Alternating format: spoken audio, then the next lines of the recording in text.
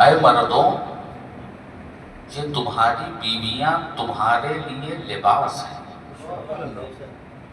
مردوں سے، اے مردوں، یہ بیویاں تمہارے لیے لباس ہیں. اے عورتوں، یہ مرد تمہارے لیے لباس ہے. تم دونوں ایک دوسرے کا لباس ہو.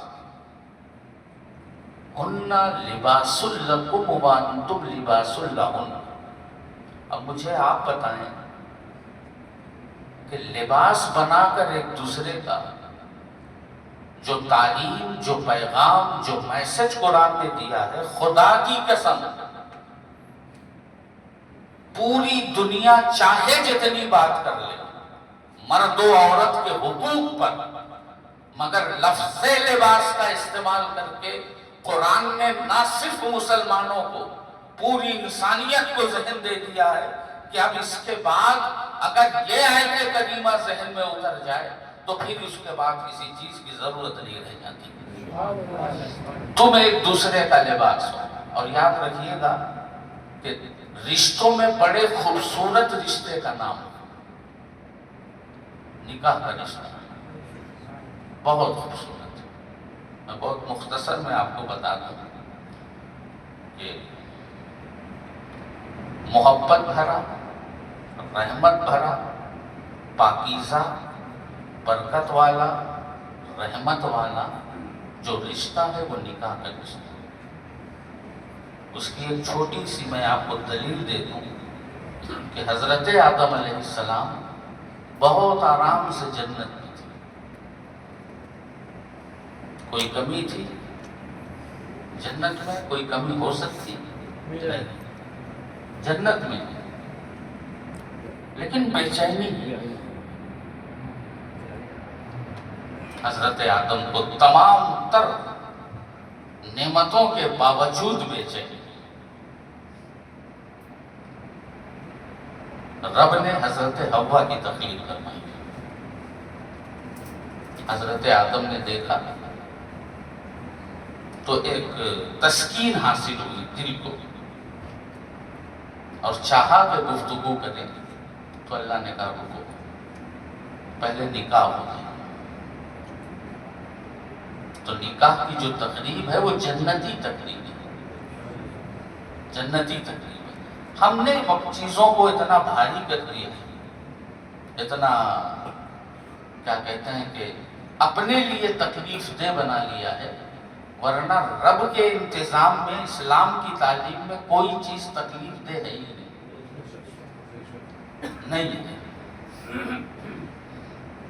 اور پھر اس کو جو ایک نام دیا، ہن لباس لکم وانتم لباس لہن. تم ایک دوسرے کا لباس ہو. کیا مطلب؟ لباس انسان کو خوبصورت بناتا ہے، ایک چیز. لباس عیبوں کو چھپا دیتا ہے، دوسری چیز. لباس ہر موسم میں موسم کی تپش سے آپ کو بچاتا ہے. یہ لباس کا کام ہے. لباس انسان کی زندگی پر اثر انداز ہوتا ہے. لباس انسان کے معیار، اس کے وقار کی ترجمانی کرتا ہے. اور قرآن نے کہا کہ مرد عورت ایک دوسرے کے لباس ہیں جب وہ میاں بیوی ہوں.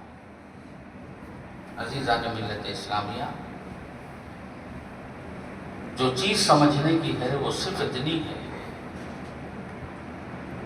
کہ جن چیزوں پر ہماری توجہ ہونی چاہیے، بات کبھی کڑوی ہوتی ہے مگر سمجھنے کی ہوتی ہے. تاریخ رکھ جانے کے بعد آج جو معاشرے کا ہمارے مزاج ہے، تاریخ رکھ گئی. ہم بچوں سے بے پرواہ ہو گئے، دوسرے لوازمات میں لگے ہوئے. کہاں یہ ہوگا، کتنے کا یہ ہوگا. اور آج کل حال یہ ہو گیا ہے کہ انسان کے پاس اتنی پونجی نہیں ہوتی جتنا وہ شادی میں لگانا چاہتا ہے. یہ اسلام کی تعلیم نہیں.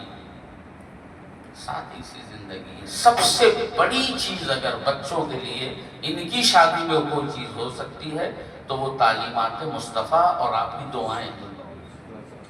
بس اس کے بعد کچھ بھی نہیں. آپ غور فرمائیں کہ ہمارے سامنے زندگی میں کوئی ایسا موڑ ہمارے لیے نہیں ہے کہ سرکار کی سیرت نے ہماری رہنمائی نہ کی ہو یا گھرانہ اہل بیت نے ہماری رہنمائی نہ کی. ہر موڑ پر رہنمائی کی جائے, آسانی سے اس رشتے کو نبھا لے جانا. اور سب سے بڑی چیز ہوتی ہے کہ جب ایک بچی اپنے گھر سے نکلتی ہے, یہ کتنی بڑی بات ہوگی اور کتنی اہم چیز ہوگی کہ سرکار فرماتے ہیں کہ جب اللہ تمہیں لڑکیاں عطا کرے اور تم نے اسے پال پوس کر بڑا کیا, اس کی شادی کی, اس کے ہاتھ پیلے کیے, آقا نے فرمایا کہ میدان محشر میں تمہاری گارنٹی ضمانت لیتا ہوں کہ جنت میں لے جاؤں. بچیوں کے حق میں فرمایا, پہلے 3 بچیوں کے حق میں فرمایا, پھر 2 بچیوں کے حق میں, پھر 1 بچی کے حق میں. صحابہ نے کہا یا رسول اللہ بچیاں ہی نہ ہوں کسی کے پاس, لڑکے ہوں. تو آقا نے فرمایا لڑکے والوں کو بھی یہی, اللہ نے اولاد دی ہے اس کو دین کی تعلیم دو, اس کو اس کے راستے لگا دو. تم اپنی ذمہ داری پوری کرو, میدان محشر میں میں اپنی ذمہ داری پوری کروں.